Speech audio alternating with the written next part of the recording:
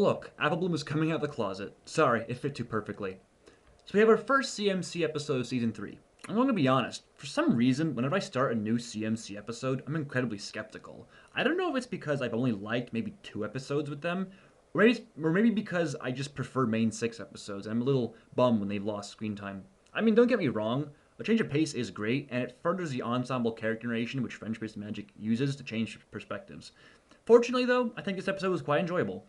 One Bad Apple is written by Cindy Marles, who's also known for Hurricane, Fluttershy, Showstoppers, and Read It and Weep, another popular episodes. Premise for his CMC ep is he has a new one, in that they have an opportunity for a new member, which is a first. However, things go in the wrong direction when Babs Seed, Apple Bloom's cousin, instead of joining with the CMC, clings to 2 bullies in fears of being on the receiving end of the bullying. This is a clear shock to Apple Bloom and the CMC, as far as they can tell, it's a complete treachery. The CMC try to avoid her, but soon realize that somehow she apparently has a hit on the CMC or something and never leaves them alone. The CMC then break onto the offensive to try and get back at Babs by obtaining master's degrees in engineering and booby-trapping a parade float. After they set the stage for Babs, the CMC then discover the motive of her ways, that she was just trying to not be the target of bullying and rationalize by joining the bullies. So in the end, the CMC risk themselves to save Babs. The end result thus reveals to Babs the CMC's empathy towards victims of bullying. To quote The Dark Knight, you either die a hero or live long enough to see yourself become the villain. Yeah, I just quoted a Christopher Nolan film in a review for a kid's show.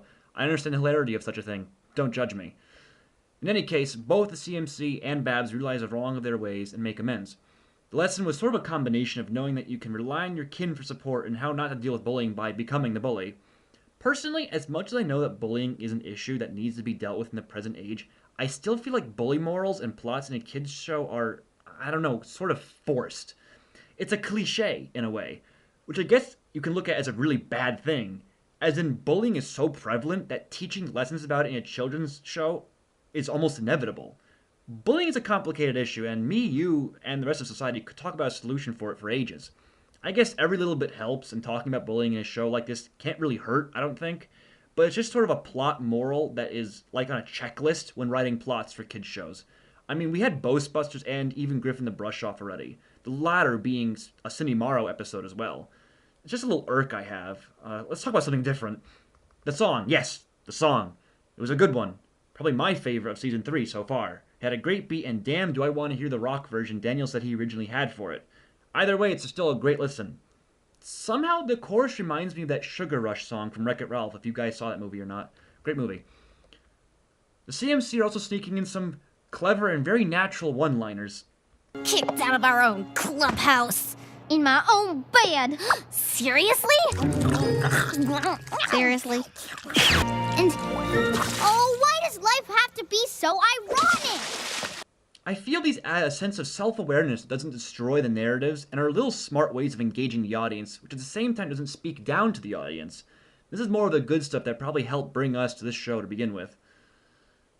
Also, the gags in general, while not drop-dead hilarious, are just really fun to listen to, watch, or notice. Even if they're lame, they just come off as natural and therefore are still amusing. Pink time! Let us in! Funny joke! No, really! Let us in! Oh! Here! Look! Another A-Team reference! I don't care if it's been done before, it's still fun. And okay, this is really embarrassing because I am an East Coaster, but what is that accent? See you later, cutie mark crybabies! Want to say it's plain simple New York accent, but I think I'm wrong. Is it a Bronx accent? God, this is really sad.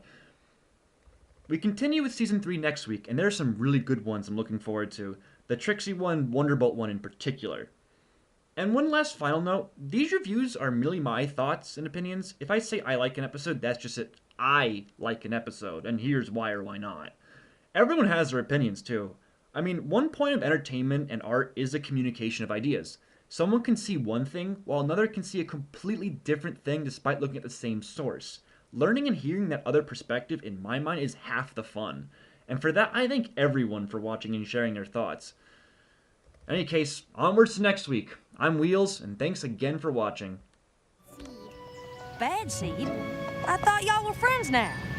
No, see, first we called her Bad Seed, as in actually a bad seed, but now she's bad as in good. Get it? No.